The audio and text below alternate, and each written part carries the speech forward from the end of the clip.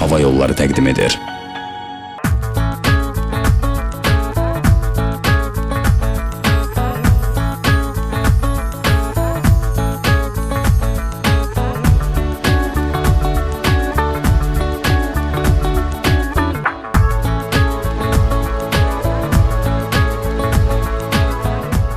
Salam hörmətli tamaşaçılar. Turne proqramı İsraildədir. Buraya gəldikdə ilk növbədə müqəddəs şəhər olan Qüdsü ziyarət etməlisən. Qüds təkcə müsəlmanların deyil, xristian və yəhudilərin də müqəddəs şəhəridir. Əbədi şəhər və yaxud dünyanın mərkəzi. Yəqin ki, bu adları da ona nahaq yerə qoymayıblar. Beləliklə, turne proqramı İsraildə. İsrail yaxın şərqdə yerləşir. 1948-ci ildə Böyük Britaniyadan müstəqillik qazanıb. Şimaldan Livan və Suriya, şərqdən İordaniya və Fələstin, cənubdan Misirlə qonşudur. Ərazisi 22.000 kvadrat kilometr. İnzibati mərkəzi Tel Əviv şəhəridir. Əhalinin sayı 8 milyon nəfər. İsraildə yəhudilər, ərəblər, druzlar yaşayır. Pul vahidi şekkeldir. 1 şekkel 27 qəpikdir. İsrailə gələn turistlərin əksəriyyətini Holokost muzeyinə gətirirlər. Holokost 2-ci Dünya müharibəsi zamanı Yəhudi xalqına qarşı törədilən soyqırım olub. Həmin dövrdə bu xalqın 6 milyondan çox üzvü həlak olub. Və maraqlısı budur ki, bura təkcə turistlər gəlmir. Yerlilər arasında vətənpərvərlik, patriotluq çox yüksək səviyyədədir. Bura təkcə turistlər yox, həmçinin yerli insanlar, əskərlər, tələbələr, şagirdlər də gəlir.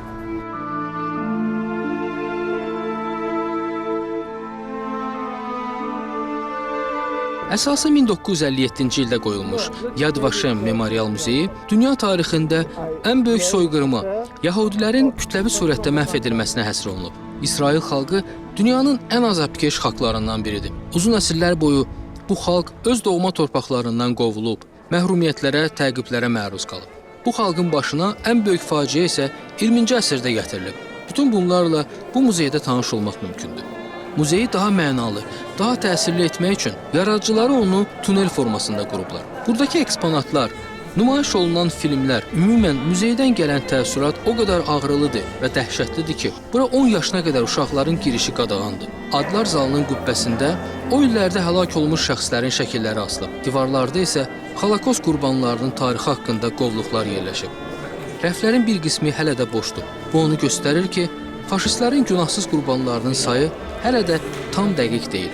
Bu muzeyi gördükdə anlayırsan ki, dünya bu xalqın nümayəndələrinin timsalında nə qədər istedadlı alimini, həkimini, hüquqşünasını itirib.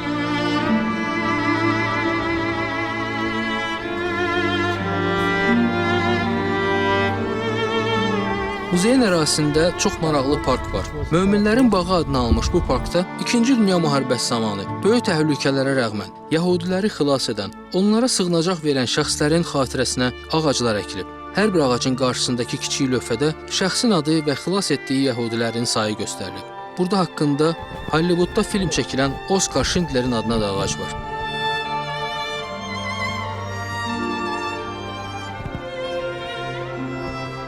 Muzeyin yerləşdiyi təpədən Qüdsə gözəl mənzərə açılır. Hər il buranı milyondan çox insan ziyarət edir.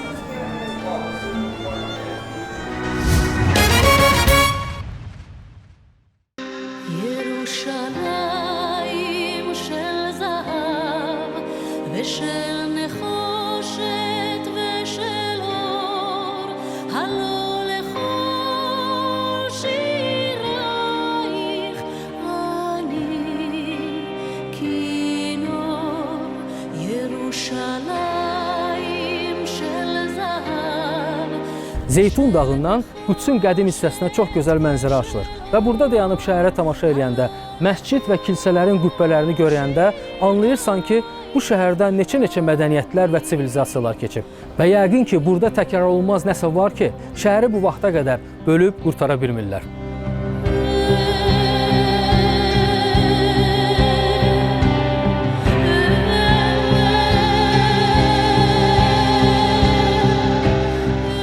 Zeytun dağında qədim yəhudi məzarlığı var.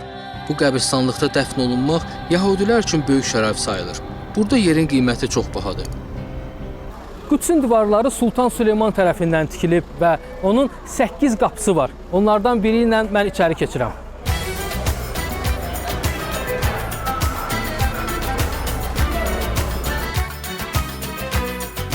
Bura Qüdsdür. Yəhudilər Yeruşalayim adlandırır bu şəhəri. 5000 ildən artıq yaşı olan bu şəhər öz qədim divarları, qapıları, qüllə və ağzınadək turistlərlə və ticarətçilərlə dolu olan dar küçələri ilə tanınan unikal bir şəhər. Bu şəhərdən baş çıxartmaq hər cəhətdən mənə çətin oldu. Birincisi, bura elə bir labirintdir ki, istiqaməti müəyyənləşdirmək qeyri-mümkündür. İkincisi, bu şəhərin siyasi həyatı o qədər mürəkkəbdir ki, yalnız son 2 əsr Fələstin və İsrail tarixini öyrənəndən sonra nəsə anlaya bilərsən.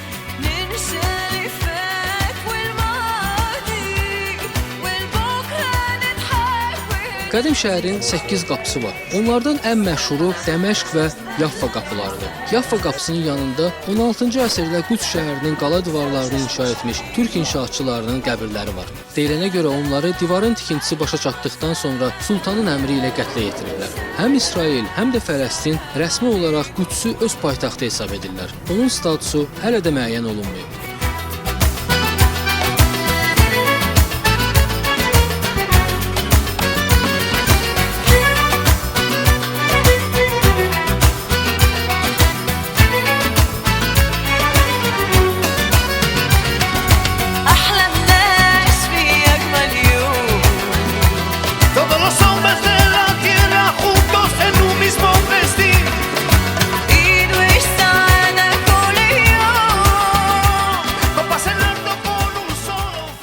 Müqəddəs şəhər böyük bazar deməkdir. Burada hər şey satırlar, suvenirlərdən tutmuş paltarlara dək.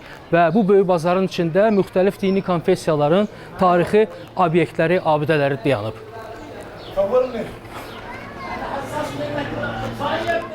Burada Süleyman Peyğəmbərin eramızdan əvvəl 950-ci ildə tikdirdiyi məbəd olub. Daha sonra eramızdan əvvəl Babil çarı tərəfindən dağıdılan məbəd yenə də tikilib. Lakin bu dəfə Romalılar 70-ci ildə məbədi yenidən dağıdırlar. Maraqlıdır ki, həm birinci, həm də ikinci məbədlər eyni ay və gündə yerlə yeksan edilib. Sentyabrın 10-da və bir çox yəhudilər bunu Allahın hökmü kimi qəbul edirlər. Məbəddən yalnız qərb tərəfdə yerləşən divarlar qalır. Bu divarlar yəhudilər üçün xüsusilə müqəddəsdir. Buraya girişdə böyük növbə var. Ziyarətçilər diqqətlə yoxlanıldıqdan sonra içəri buraxılır. Bura isə yəhudilərin ən müqəddəs yeridir. Bura Hüzn divarı adlanır. Burada kişilərlə qadınlar ayrı-ayrılıqda dua edirlər. Qadınlar sağ tərəfdə, kişilər isə sol tərəfdə. Və bura girmək üçün mütləq başı bağlı olmalıdır.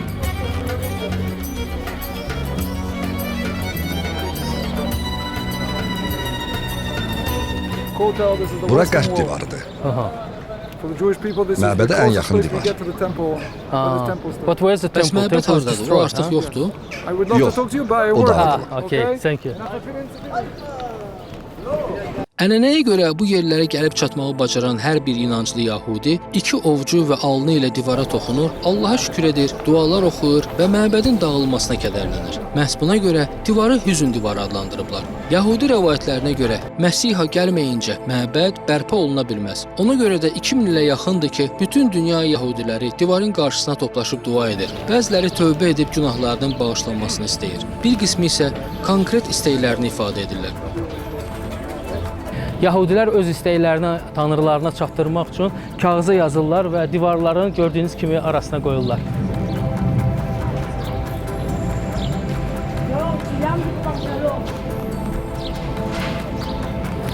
Bir müddətdən sonra bu kağızlar təbii ki, divarların arasını tam tutur. Ondan sonra gəlib bu kağızları təmizləyirlər, amma onları atmırlar, cırmırlar, yandırmırlar, xüsusi bir yerdə bastırırlar. Bir çoxları inanır ki, bu kiçik məktublarla istək və dualar Allaha daha tez çatır. Daha bir yəhudi ənənəsinə görə dua oxunması başa çatandan sonra buradan arxanı çevirməmək şərti ilə uzaqlaşmalısan.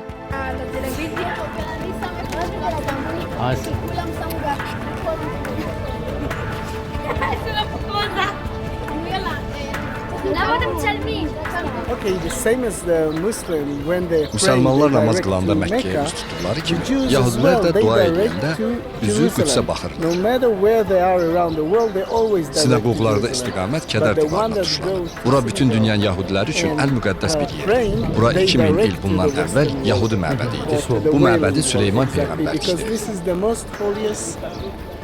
Yahudilərin inancına görə Tanrı bu yerdən Məbəd dağından yeri yaratmağa başlayıb. Elə burdaca qiyamət gününün başlanması elan olunacaq. Hər şey burdan başlayıb, haçansa burada da qurtaracaq. Qüds həm də xristianların müqəddəs şəhəridir. İncildə təsvir olunan bir çox hadisələr bu şəhərdə baş verib. İndi Qüdsdə çoxlu kilsələr var. Onların bir qismi İsa Məsihin Qüdsdə olduğu dövrlə əlaqədardır. Via Dolorosa kədər yolu İsa peyğəmbərin Qalqofaya qədər getdiyi yoldur. Bu yolu İsraildə və Qüdsdə olmayanlar da tanıyır. İsa Məsih bu yolla məhkum edildiyi yerdən çarmıxa çəkildiyi və dəfn edildiyi yerə qədər gedib.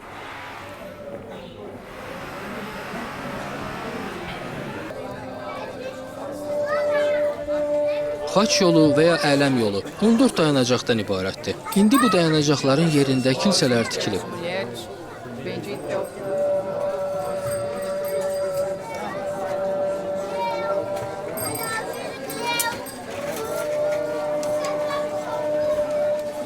İnancı görə İsa peyğəmbər yorulanda əlini bu divarın üzərinə qoyub. Qüdsə ziyarətə gələn xristianlar bu yolu piyada gedirlər və bu yol onları İsa Məsih kilsəsinə gətirib çıxarır.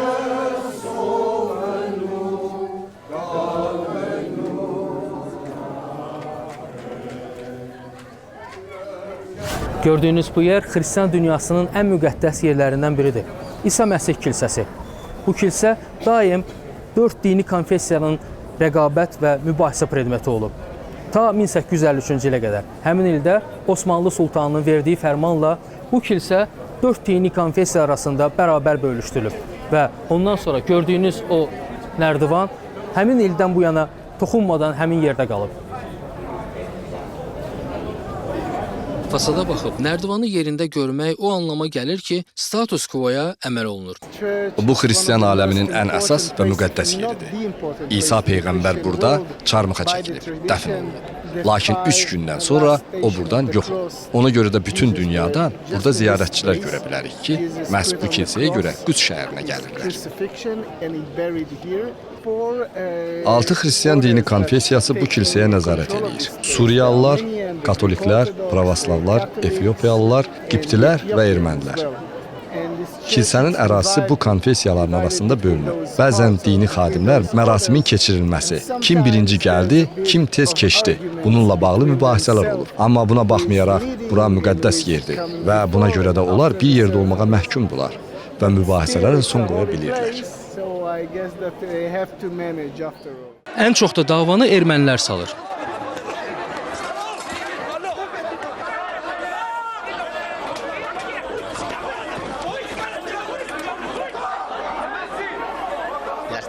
Bu kilsəyə bu qədər iddiaçının olmasına baxmayaraq, bəzən istifadə edilən suyun pulunu heç kim vermək istəmir. Borcu bir-birinin üstünə atırlar. Məsələn, 2010-cu ildə Qüdsün şəhər meriyası borc ödənilməzsə suyu kəsəcəkləri ilə hədələmişdilər. İsa Məsih kilsəsi bir neçə binadan ibarətdir.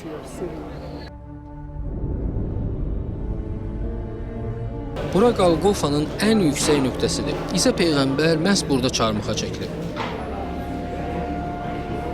Bu kiçik mağarada isə İsa peyğəmbər dəfn olunub. Bu qaya üzərində yonulmuş düz bir yerdir. Daşları aparmasınlar deyə onun üzəri ağ mərmərlə örtülüb. Bu məbədin 3-cü əsas yeri isə İsa'nın dirilmə məbədidir. Əsrlər boyunca Qüds şəhəri əldən ələ keçib. İşğalçıların yerli müqəddəs ocaqlara münasibəti fərqli olub. Bəzən onları yerlə yeksan ediblər, bəzən bərpa ediblər, bəzən də heç toxunmayıblar. İsa'nın dirilmə kilsəsinin bu sarıdan bəxti gətirib. O bütöv və salamat qalıb və həmişə xristian dininə məxsus olub. Amma çox az adam bilir ki, 7-ci əsrdə o məscidə çevrilə bilərdi. Yalnız xəlifə Ömər bin Əl-Xattabın tolerantlığı sayəsində bu baş verməyib. İkinci xəlifə Ömər Qüdsə gələndə onu bu kilsəyə aparırlar. Bu zaman namaz vaxtı yetişir. Yerli ruhanilər ona bu kilsədə dua etməyi təklif edirlər. Ömər bin Əl-Xattab imtina edir və deyir ki, əgər mən bugün burada namaz qılsam, onda sabah siz artıq burada dua edə bilməyəcəksiniz. Və kilsədən çıxaraq üzbəüzdə namaz qılır. İndi bu yerdə Ömər məscidi yerləşir.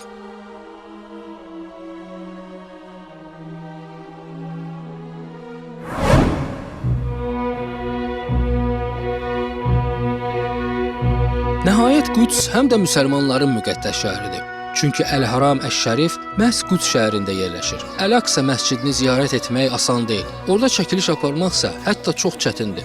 2 gün gəlib gedəndən sonra bizə içəri keçib yarım saatlıq çəkilişə icazə verdilər. 1967-ci il müharibəsindən sonra Əl-Haram Əş-Şərifə giriş İsrail polisinin nəzarətindədir. Dini tikililəri rəhbərliyi isə Yordaniya həyata keçirir.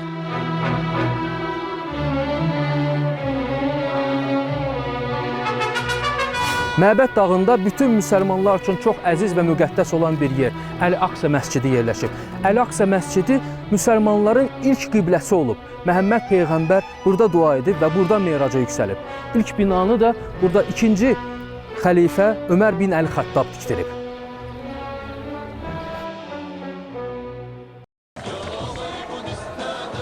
İslam dininə görə Qubbatü's-Səhra və Əl-Aqsa məscidinin yerləşdiyi yerə Məhəmməd Peyğəmbər Məkkədən Buraq adlı atın belində gətirilərək burada dua edib, daha sonra göylərə meyrac edib. Yeri gəlmişkən İsa Peyğəmbərin kilsəsindən sonra xəlifə Ömər 637-ci ildə Məscidül-Aqsaya gedir. O vaxt Əl-Haram Əş-Şərif zibillə dolu idi. Zibillik Öməri dəhşətə gətirir və o buranı təmizləməyə əmr edir. Özü də təmizləmədə iştirak edir. Daha sonra burada qaya üstündə qübbə və Əl-Aqsa məscidini tikdirməyə əmr edir.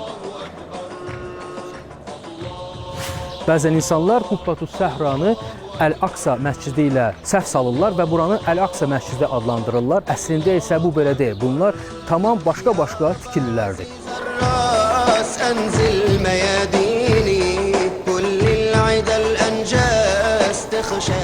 Hazırda Qubbatü's-Səhrada böyük təmir işləri gedir.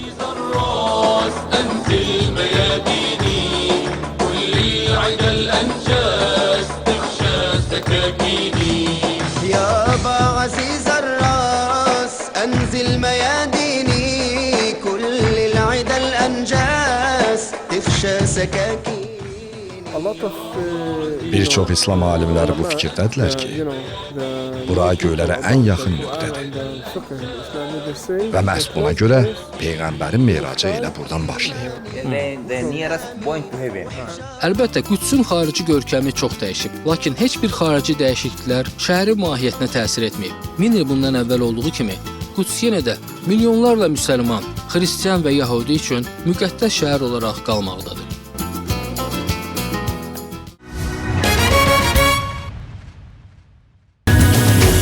Turne proqramını Türk Hava Yolları təqdim edir. Caffa İsrailin ən qədim şəhərlərindən biridir. Onun yaşı 4000 ildən artıqdır. Ənənəvi olaraq burada müsəlmanlar, yəhudilər, xristianlar birgə yaşayıblar. Və təsadüfi deyil ki, İsrailin inzibati mərkəzi olan Tel Aviv də məhz Caffanın yanında yaranıb. Yaffa və ya Caffa, bu adların hər ikisi işlədilir. Gözəl şəhər. Azərbaycan dilinə buranın adı belə tərcümə olunur. Caffa şəhərinin tarixi elə İsrailin tarixinə çox bənzəyir. Bir neçə min il ərzində burada daha kimlər olmayıb, kimlər bu torpaqlara sahiblik etməyib və hamı öz izini burada qoyub gedib. Alimlərin fikrincə bura dünyanın ən qədim dəniz limanlarından biridir. Rəvayətə görə Allah Yunus Peyğəmbərə Nineva şəhərinə getməyi buyursa da, Yunus inadkarlıq etmiş, Ninevaya deyil, Tarşisə getməyə qərar almışdı. Bu zaman fırtına başlamış və o nəhəng balığın qarnına düşmüşdü. 3 gün 3 gecə orada qaldıqdan sonra Yunus Peyğəmbər yenə də Caffaya qayıtmışdı. Caffa həmişə müqəddəs torpağa dəniz qapıları adı ilə tanınıb. Süleyman Peyğəmbər Qüdsdəki məbədini tikdirmək üçün inşaat materiallarını bu liman vasitəsilə gətizdirirmiş. Caffa liman şəhəri olduğundan qədim zamanlarda bura çoxlu zəvvarlar gəlirdilər gəmilərlə və bu şəhərdən keçməklə Qüdsə gedirdilər, Qüds şəhərini ziyarət etmək üçün. Ona görə də Qüds şəhərinin qala divarlarının qapılarından birinin adı Caffa qapıları adlanır. İslam dininin yayılmasından sonra ərəblər Caffa şəhərini də 636-cı ildə xilafətin tərkibinə qatırlar. Səlib yürüşləri zamanı 1099-cu ildə şəhəri ələ keçirən xaçpərəstlər Caffadakı yəhudi və müsəlmanların bir qismini qırır, qalanlarını isə qovurlar. Şəhərdə frank dilli Avropalılar məskunlaşır. 1196-cı ildə xaçpərəst dövrü başa çatır. Şəhər Səlahəddinin qardaşının qoşunları tərəfindən azad edilir. Daha sonra Monqolların, Məmlukilərin əlinə keçən şəhər bir də Osmanlı dövründə canlanmağa başlayır. Və bütün müharibələrə baxmayaraq zəvvarlar müqəddəs torpaqlara Caffadan keçməklə gəlirlər. 1917-ci ildə türkləri ingilislər əvəz edir. Lakin onların hakimiyyəti uzun sürmür. Çünki 1948-ci ildə İsrail dövlətinin yaradılması elan olunur. fresh water. You can Caffada plant a lot of quyularda plantations təmiz şirin su and plant olduğundan orange. burada çoxlu bağlar, And the tarlalar port is salınmışdı. nearby, so also you can exporting those, Caffa özünün portağalı ilə məşhur oranges idi. and bring some Yaxınlıqda other liman things to vardı. Portugal. Ona görə də portağallar dənizlə ixrac olunur, əvəzində başqa məhsullar gətirilirdi. Napolyon burada It's, olmuşdu. one Bura of the İsrailin most çox mühüm significant yerlərindən places biridir. and it sits along the shoreline. Düzdür, Caffada əvvəllər çoxlu portağal bağları vardı. Amma indi daha yetişdirmirlər. Çünki portağaldan o qədər də gəlir əldə etmək olmur. O dövrü havadan asılı qalan böyük dipçəkdə əkilən bu portağal ağacı xatırladır. İndi portağal ağacları əvəzinə böyük binalar tikirlər. Yəqin ki, bu ağacı da ona görə yerə bastırmayıblar ki, sanki demək istəyiblər, Caffada portağal dövrü artıq geridə qaldı.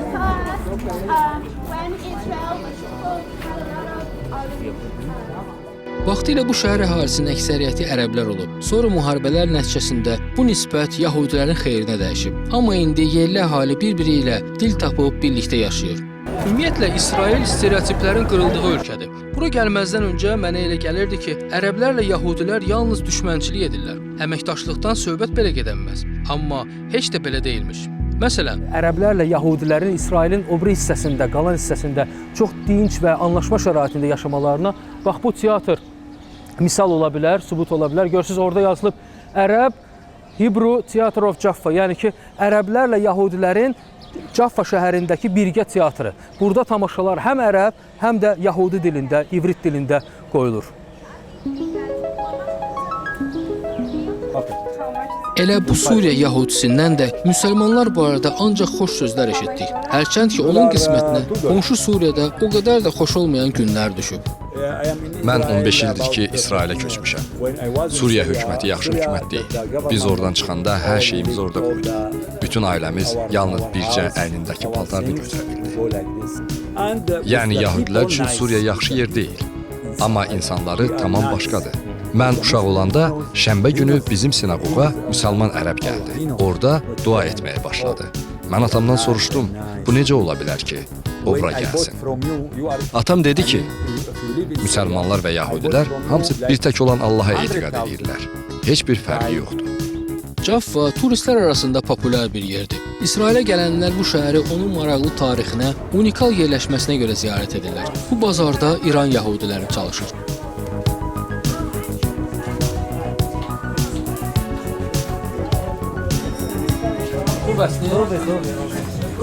Farsi میدونم؟ میدونه میدونه برای No speak. فارسی میدونم. فارسی میدونم. خیلی خوب، خیلی قشنگ. ممنونم. خیلی خوب. متشکرم. خداحافظ. Xodahafez. This is Tel Aviv.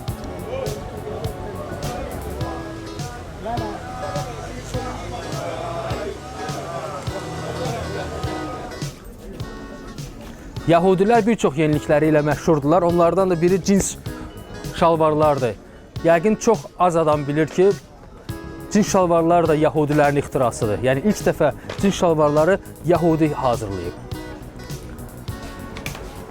İndi Jaffanın tarixi hissəsi böyük turizm və incəsənət mərkəzinə çevrilib. Burada çoxlu bədii qalereyalar, rəssam emalatxanaları, ikinci əl bazarı, muzey və arxeoloji qazıntılarla dolu yerlər var. Şəhərdə gözəndə özünü böyük bir muzeydə hiss edirsən. Bu elə belədir. Çünki Jaffa özü bir muzeydir. Şərq ölkələrinin memarlığı, incəsənəti və tarixi muzeyi.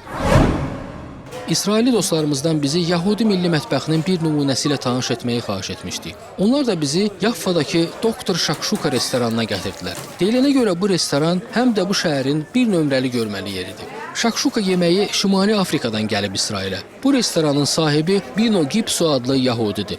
O, Doktor Şakşuka adı ilə də tanınır. Bu adı ona həbsxanada veriblər. Valyuta ilə qeyri-legal əməliyyatlara görə bir müddət dəmir barmaqlıqlar arxasında olub. Çıxandan sonra Bino başa düşüb ki, azadlıqda dadlı şakşuka yeməyinə tələbat heç də həbsxanadakindən az deyil. Beləcə onun bu balaca sadə restoranı İsrailin ən öndə gedən yemək yerləri siyahısında bahalı restoranları qabaqlayaraq əsas yerlərdən birini tutur. Burada xaricilər xüsusilə çox olur. Doktorun türklərə böyük rəğbəti var. Türksən? Türkiyə. Bəli, türkəm. Dönər kebab. Mən sənə dünyada bir nömrə olan dönər kebab verəcəm. Yemək nə qədər sadə olsa, bir o qədər yaxşıdır. What is the name of this? Shakshuka. Shakshuka. Yes. What's inside in shakshuka? Şakşukanın içində nə olur? Sarımsaq, biber, soğan, pomidor, yumurta, ət əlavə eləyə də bilərsən, eləməyə də. You can put also meat or without meat or with. Bizim pomidor yumurta çığırtmamızdır. Sadəcə İsraildə ona şakşuka deyirlər. İçinə ət də qatırlar. Amma hazırlanma texnologiyası, içində olan şeylər hamısı tam bizim yumurta çığırtmasına bənzəyir. Because it's a kosher Bu place, koşer yeməyi you don't olduğuna put, görə ora pendir, süd əlavə eləmək milk olmaz. or cheese. Çünki yahudilər ətlə süd məhsullarını bir yerdə yemirlər. Put inside meat.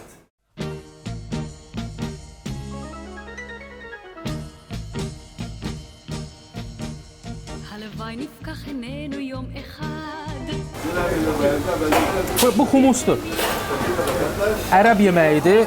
Bax bu formada gətirirlər və deyirlər ki, İsraildə restoranlarda əgər humus qutarırsa, onda restoranı bağlayıb işi dayandırırlar. יום אביב וממרום מעל תזרח השמש בעיתה כך נבקש אני וגם אתה הלוואי ביי ביי ביי ביי הלוואי ביי ביי ביי ביי הלוואי ביי ביי ביי ביי הלוואי הלוואי ביי ביי ביי ביי הלוואי ביי ביי ביי ביי הלוואי ביי ביי ביי ביי הלוואי İsraildə dünyanın müxtəlif ölkələrindən olan yəhudilər məskunlaşıb. Argentinadan olan yəhudi ilə Mərakeşdən olan yəhudinin yediyi fərqlidir. Belə demək mümkünsə, İsrail, müasir İsrail mətbəxi müxtəlif xalqların yeməklərinin qarışığından ibarətdir. Bu yeməkləri yalnız bir şey birləşdirir. Bunların hamısı kaşer yeməklər olmalıdır. Yəni yəhudi dininin tələblərinə cavab verməlidir. Və bu tələblər nədir? Bunu isə bizə Doktor Shakshuka adını almış məşhur İsrail aşpazı izah edəcək. Okey, Doktor Shakshuka. İzah edə bilərsən bu koşer yeməklər nə deməkdir? Koşer. Koşer, restoran koşer. Müsəlmanlarda halal yeməyi olduğu kimi, yahudilərdə də koşer yeməyi mövcuddur. Koşer yeməyinin bir sıra tələbləri var. Biz də donuz yemirik. Daha sonra ətlə süd məhsulları bir yerdə yeyilə bilməz. Balığın üstündə də mütləq pulları olmalıdır və s. We have same as well. We have our laws. Okay. Okay. We're going down.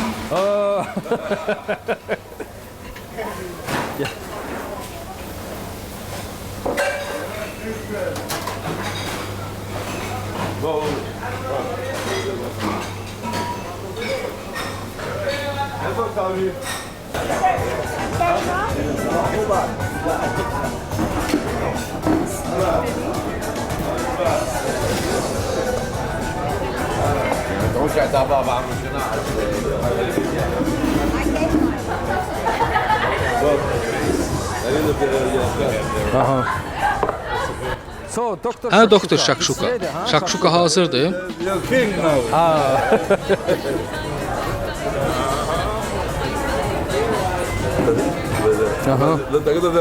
It's very hot. Careful. Okay. Okay. It's very hot. Careful.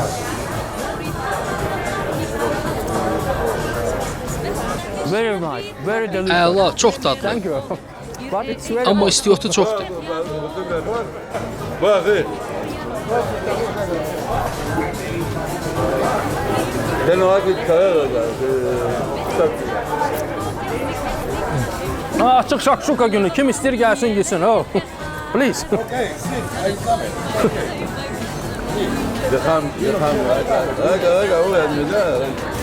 You speak Turkish or little? No, but yavaş yavaş. Yavaş yavaş. 1, 2, 3, 4, 5. היום אשר יאיר את הרחובות ביין ובשיר לאנשים סביבנו לקרוב ולרחוק תהיה תמיד סיבה טובה לצחוק. Thank you. Bugünlük bu qədər. Növbəti proqramlarda İsrailə səfərimiz davam edəcək. Biz Ölü dənizə gedəcəyik. İsrailin mərkəzi şəhəri Tel Avivdə və digər kiçik şəhərlərdə olacağıq. Bəhai dini ilə tanış olacağıq. Yenə də hardasa görüşərik. Salamat qalın.